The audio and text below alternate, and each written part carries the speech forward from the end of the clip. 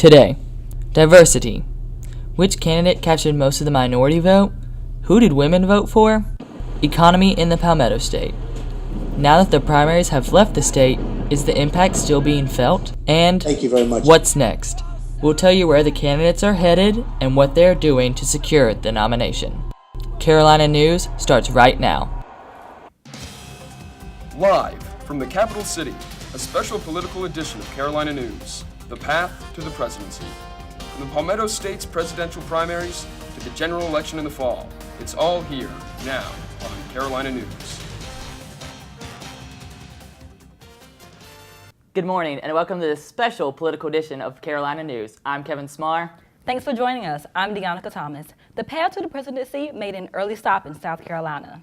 And a big win for the two parties' frontrunners gave their campaigns momentum as they battled for the party's nomination. In a crowded Republican field, GOP candidates spent the week campaigning trying to win over the Palmetto State.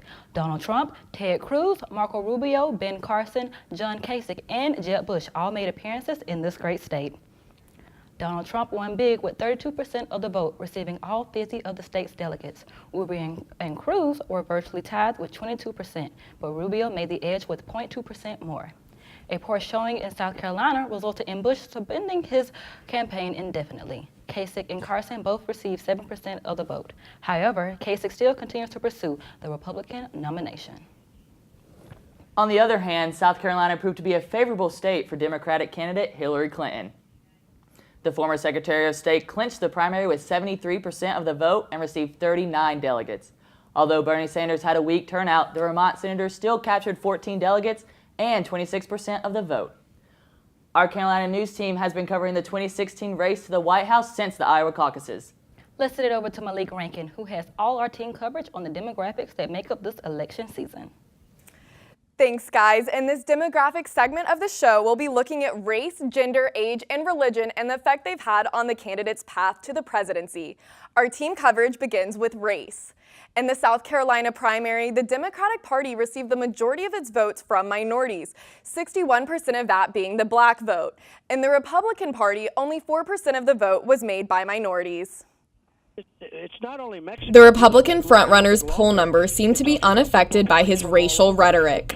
They're bringing drugs, they're bringing crime, they're rapists, and some, I assume, are good people. SYBRINA is a political science professor at Midlands Tech. He says Trump reaches his supporters by playing on their fears. It's not so much how conservative you are, but how well are you reaching out to people's fears about their economy and the direction that the country is going. Some of the rhetoric is very unfortunate, and I'm sure not the direction that the country probably would want to go in. The direction of the country is reduced to political slogans. Trump says to make America great again, and Clinton wants to make America whole again. Nothing divides America like war and peace, black and white, rich and poor, and it's unfortunate that one of the candidates in a major party is appealing to race in a way that maybe divides Americans. Democratic candidate Hillary Clinton campaigned hard for the black vote in South Carolina, setting a pattern for other southern states on Super Tuesday. Back to us. Nobody listened to us. Nobody said Black Lives Matter. Until this brave and powerful woman stood up for us. As minority voters work to Clinton's advantage, the absence of them doesn't seem to slow Trump's momentum. As the primaries move out west, it's going to be very interesting to see the degree to which Latino voters turn towards Hillary Clinton and to what degree do they look to Senator Cruz or Senator Rubio. For both the Republican and Democratic parties. And if Trump is nominated, minority voters will have to decide how to assess his very controversial statements before the general election. When I spoke with Professor SYBRINA, he said the general election can really boil down to that minority vote. And continuing in our team coverage of demographics and politics, Similar to race, gender influences the polls. Dating back to 1980, the percentage of female adults voting has exceeded male adults voting. The largest gap between voter turnout with males and females can be seen in most recent years. Although women are being represented in the polls, they're still subject to gender biases. Our Angelus tells us why that is. I will work as hard as I can every single day. I will get up and go to work for you and fight for you. Hillary Clinton's fight to the White House is possible because of the 19th Amendment, ratified in 1920, that allows women to vote and even run for president. A change in politics has occurred over time, but gender stereotypes for female leaders, such as Clinton, still persist and continue to affect voter behavior. When you don't have a lot of information about policy, you actually need to have a female candidate that is so obviously more qualified than the male candidate that she can overcome that hurdle. And that's not easy to do. Professor Moe's findings can pick up on brain biases that show people have difficulty picturing females in a leadership position, even when both candidates, male and female, are equally qualified. Political strategist Amanda Loveday says the adjustment from a male to a female is difficult for voters. If you go back to 2008, most people would have told you we would have never elected the first African-American president, and everyone thought that we were ready for a woman. And I think that a gender jump from male to female, rather than a race jump, I think is much harder for society. But why is that? A study by Pew Research Center reports that women in public office are better at working out compromises, keeping government honest, and overwhelmingly better at dealing with social issues. However, the majority of Americans believe men are more suited to deal with crime, public safety, national security, and defense. But Professor Moe says that people are malleable. They can change, people can learn, but that's not going to happen if people don't actually run, right? If women don't put themselves out there, then there is not going to be an example of what a woman leader can look like. And Clinton continues to be that example. The Secretary of State clinched the women's vote in South Carolina Democratic primary with 79% compared to Bernie Sanders' 21%. We have to make strong the broken places. Alexa Angelus, Carolina News. In 2012, females made up 53% of the overall voters in the U.S., making it even more important for all presidential candidates to campaign for the female vote. And continuing with our team coverage, we move into the age demographic. This year, the millennial voters are expected to have a significant impact in the polls. In the South Carolina Democratic primary, Bernie Sanders was the frontrunner among young voters. On the Republican side, Ted Cruz was in the lead, claiming 28% of the young vote. Trump and Rubio were not far behind. The strategies and tactics used over the years has evolved, and our Deonica Thomas takes a closer look at how effective those methods impact the young voters. With the young voter expected to make up the same proportion as the baby boomers for the first time in this upcoming presidential race, candidates have taken different routes in order to grab the young voters' needed attention. From speaking out against college tuition, campaign ads, I'm voting for the first time, and social media. Student voters have recognized these strategies used by the candidates to sway their vote. I think that trying to make yourself seem like more of a pop culture icon rather than a legitimate candidate does help in some ways. However, I still think that it's a very blatantly bogus platform. They'll release videos that are kind of like BuzzFeed style, so they'll be like listicles or like really cool designs and fun colors and stuff going on in their videos that catches the attention of younger voters. And once it catches their attention, then they're going to listen to the policies that the candidates stand for and how that they can represent America. And I think that that's a really good tactic. Unfortunately, young people want to see the flashy like videos, Twitter or whatnot. And it is a way to get some of the issues across, but more serious issues they can't be put across in like funny videos and whatnot, because then people will think they're making jokes out of it. So it is a good idea if you want to attract young people, but at the same time, young people need to pay attention to the more serious issues too, I think. One student suggested that the Democrats have been doing a bit more, but Hillary Clinton seems to try too hard to get the young African American vote, and Bernie Sanders' promise of the Free Education Act is skeptical because there is no such thing as free. Regardless of who gets the most attention from the young voter, the actual vote is the main goal. Young people have become more involved with politics as it merges with their lifestyle, incorporating trendy and fresh ideas, and it will continue to play a key role in this presidential race. Continuing on in our team coverage of political demographics, we take a look at the evangelical vote. A candidate's religious beliefs have influenced the American political system for decades. The majority of voters take into consideration the candidate's religion when heading to the polls.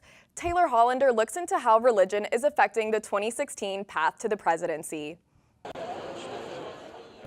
Religion has had an influence on American politics going back to President John F. Kennedy and his Catholic faith, and it continues to be a topic of debate in presidential elections today.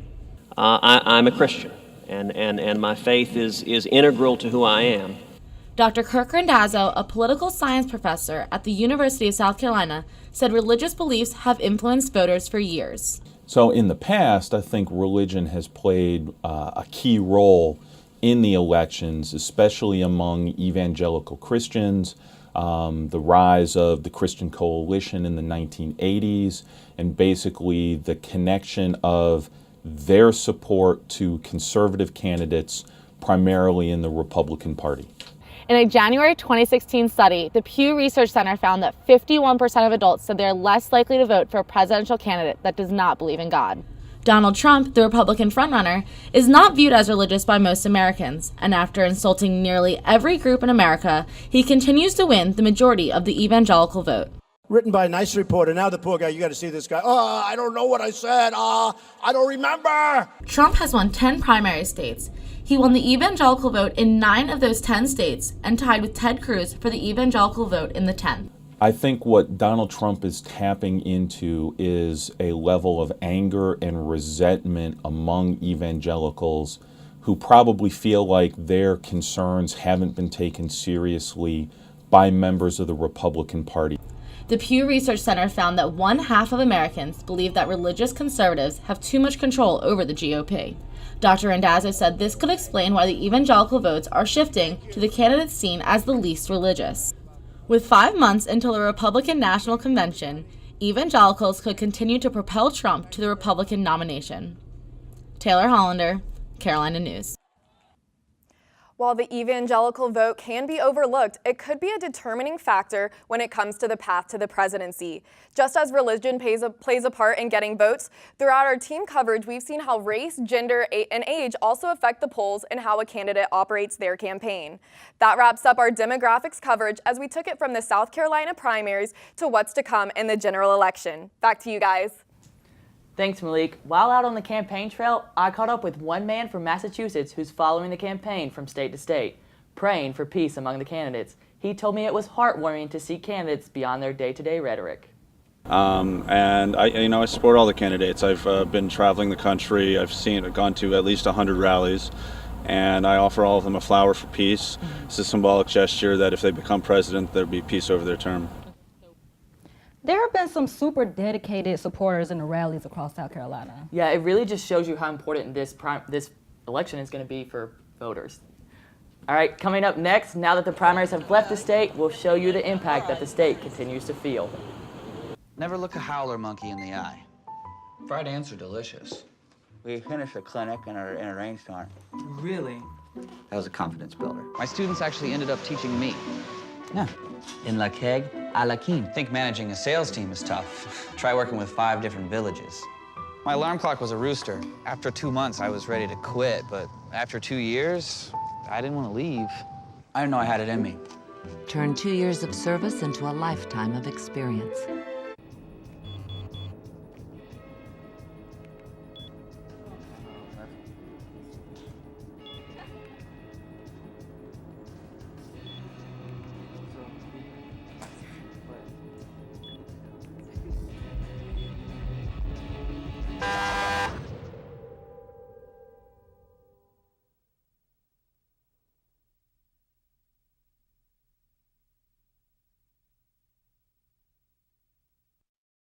The economy is a vital thing for America, Kevin. And with the primaries wrapping up, I wonder how this is going to affect the South Carolina economy. Yeah, Deonica, I took a closer look at what businesses got a boost from these early primaries.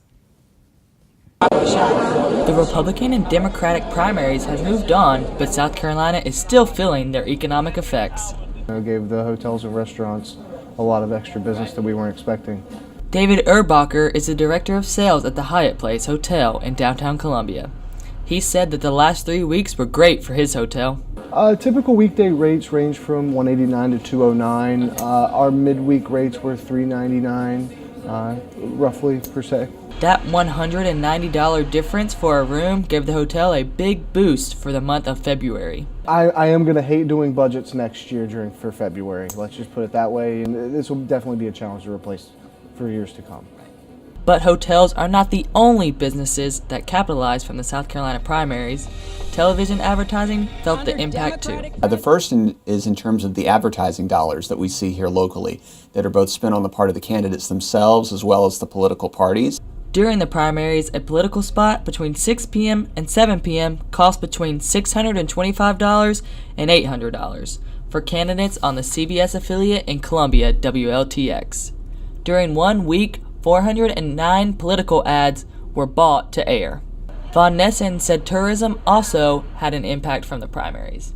Tourism may be the other in terms of the long-term implications, because to the extent that South Carolina gets additional promotional activity, that's going to generate long-run impacts as well as the short run. Von Nessen says that the major cities in South Carolina are seeing the most benefits. I would say that the benefits are going more towards the major metropolitan regions and the cities where the debates and town halls are occurring, because that's where most of the exposure is coming. But overall, the whole state is benefiting from the primaries. The candidates are spent a lot of time in more rural areas throughout the state, because we have to remember that they're looking to appeal to all South Carolinians. So I think most of the state benefits. Erbacher says football games might be fun, but he would choose a primary over football any day. Was it more impactful than a football game? My answer was yes. This is an extended period of time, so absolutely was a beneficial thing for the city of Columbia. The next primaries will be in 2020, but until then, it's back to work in South Carolina. The primaries are great for the state of South Carolina, and that's one of the reasons why it's held so early. That's right. It really is crazy the impact that these primaries have on this great state. This story really opened my eyes about how much of an impact primaries have as a whole on states. Coming up, see how the power of social media has fueled the candidates' campaigns. One of my biggest passions in life is animals. That's why I've worked with Morris Animal Foundation for over 40 years. Morris Animal Foundation is a world leader in helping animals live longer, healthier lives. You can too. Just show your support at morrisanimalfoundation.org. To help cats, dogs, horses, and wildlife live healthier lives, visit morrisanimalfoundation.org, where we are advancing science that will create a healthier tomorrow for animals. I wanted to be in the military since I was a kid. I served a total of 16 years. And at 19 years old, that's the first time I ever saw somebody die. Coming back, I was raging. I started having pretty horrible nightmares. I started drinking a lot. I guess I never recognized it in myself. It all starts with going to the VA. There's a whole community of veterans that just want to help you out. It's for the guys who couldn't come back, so you owe it to them to live well, because they're not here with their families.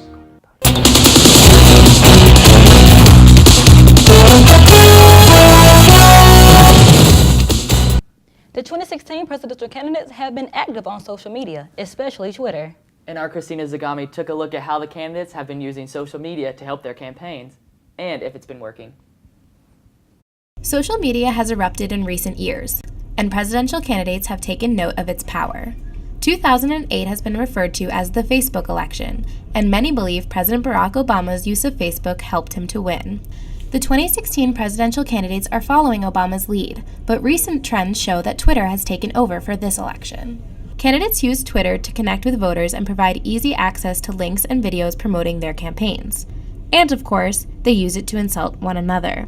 Social media may seem like an inexpensive way for candidates to connect with voters, but it comes with a price. A report by Boral Associates shows that roughly $500 million has been spent on social media in the 2016 election. $500 million on social media may seem excessive, but it might not be.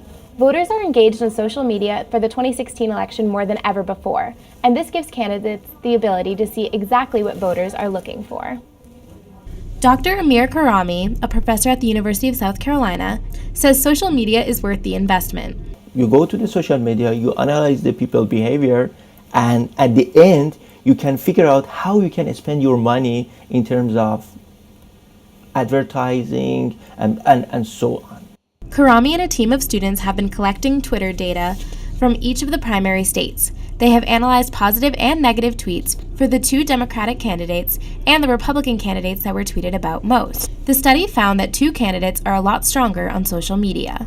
Donald Trump and Hillary Clinton receive more number of the tweets than the other candidates.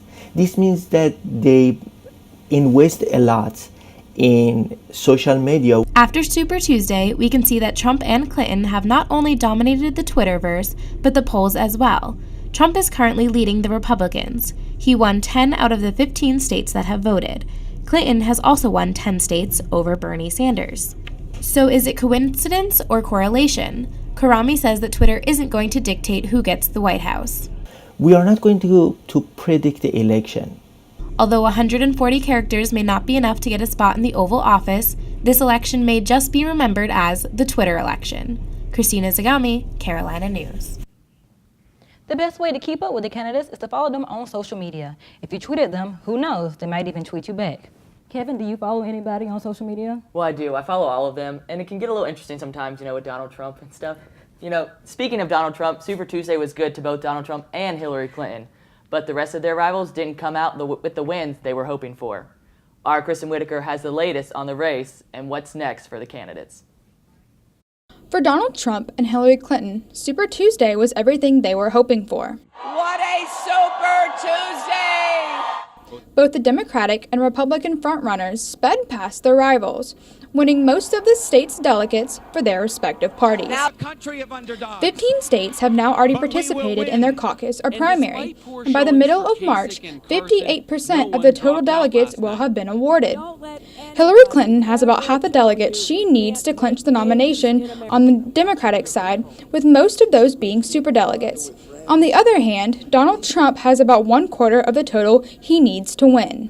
In the coming primary, some states will start to become winner-takes-all, which makes the challenge even more difficult for the trailing candidates to take the votes from the frontrunners.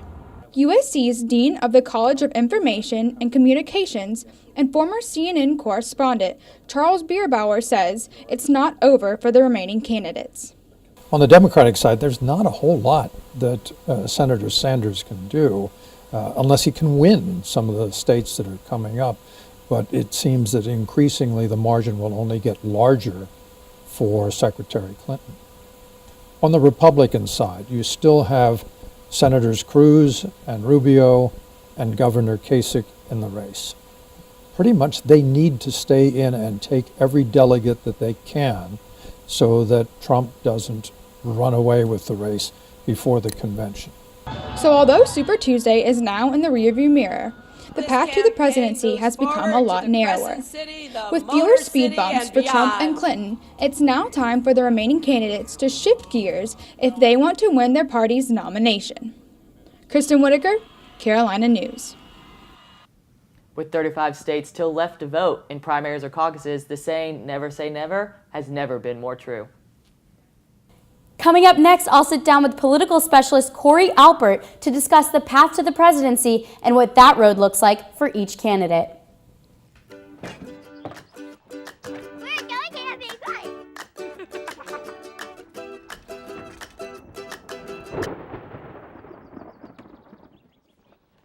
Hey guys.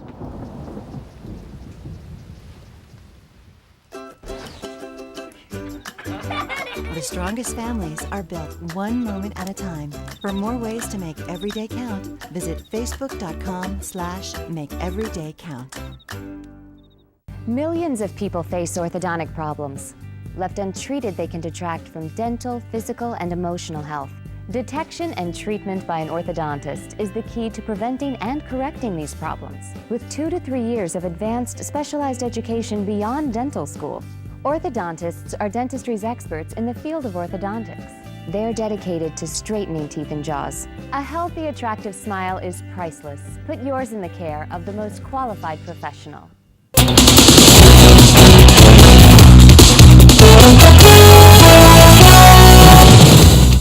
Thanks, Kevin. I'm over here in the newsroom with Corey Alpert, a student at USC who's very much involved in politics here at USC. So how are you doing today? Doing well. How are you? Good. So to start off, we're going to be talking about the Republican primary, which is on, of course, February 20th. So just to ask some broad questions at first, why do you think Trump is doing so well? Well, firstly, I think Trump is tapping into a very populist stream that really has a cross-party appeal. And I think we're seeing a lot of the same appeal with people like Bernie Sanders, and a lot of the exit polls are proving this, that Sanders and Trump are really appealing to voters who are looking for someone who speaks against sort of what they're calling politically correct, who they're speaking for them, they're speaking the truth, they're speaking out against the establishment. It's a very anti-establishment vein that he's tapping into, and I think he's tapping into a lot of enthusiasm and unfortunately a lot of fear and anger, but it's earning him a lot of votes. Do you see, with their poor turnout in South Carolina, do you see John Kasich dropping out anytime soon? I think John Kasich is actually proving that he does have a small niche. I think he's showing that he can at least pull some votes, and I think he's establishing himself as a potential vice presidential nominee. What do you think, speaking of Republicans, what do you think of the negative ads that are going on right now? Do you think they're working towards candidates' advantage? I think it's having the same effect as what happened in 2012. You're seeing candidates sort of bloody each other, and you're eventually going to get to a point where no candidate is going to come out of this looking positive. Like I said before, the normal rules don't seem to be applying in that primary.